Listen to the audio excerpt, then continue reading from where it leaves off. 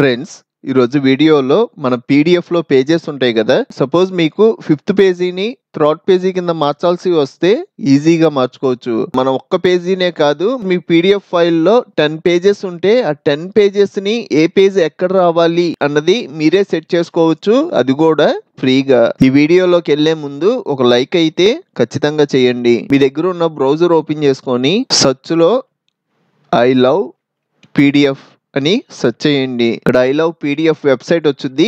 ఈ వెబ్సైట్ లోకి వెళ్తున్నా.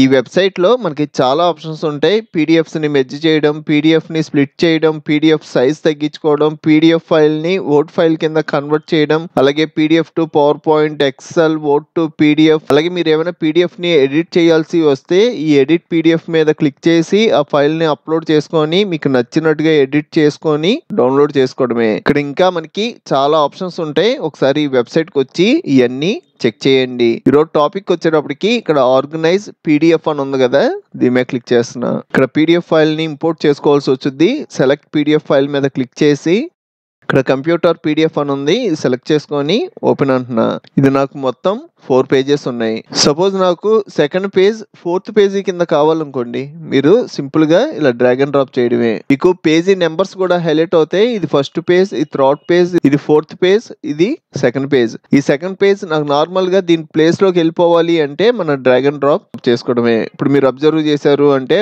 1 2 3 4. అలాగే మీకు ఇందులో ఏమైనా పేజ్ అవసరం లేదు అంటే ఇక్కడ క్లిక్ చేశారు అంటే ఆ పేజ్ డిలీట్ అయిపోద్ది. అలాగే మనకి పేజెస్ మధ్యలో ప్లస్ సింబల్ కనబడుతుంది కదా, ఇక్కడ క్లిక్ చేసి బ్లాంక్ పేజ్ యాడ్ చేసుకోవచ్చు. అలాగే మీకు ఈ బ్లాంక్ పేజ్ వద్దు అంటే ఇక్కడ క్లిక్ చేసి డిలీట్ చేసేస్తారు. నాకు 3rd పేజ్ 2nd పేజీ కింద కావాలి, సెట్ చేసుకున్నా. ఇలాగా మీకు నచ్చినట్టుగా సెట్ చేసుకున్న తర్వాత ఇక్కడ ఆర్గనైజ్ అనే ఆప్షన్ కనబడుతుంది కదా, దీని మీద క్లిక్ చేయండి. ఇక్కడ డౌన్లోడ్ ఫైల్ అని వచ్చింది. మనకు ఆటోమేటిక్ గా డౌన్లోడ్ అయిపోద్ది. ఒకవేళ డౌన్లోడ్ అవ్వకపోతే డౌన్లోడ్ ఫైల్ మీద క్లిక్ చేయడమే. ఇక్కడ మీరు చూసారు అంటే మనకి డౌన్లోడ్ కంప్లీట్ అయిపోయింది. ఒకసారి ఫైల్ ఓపెన్ చేసి చూద్దాం.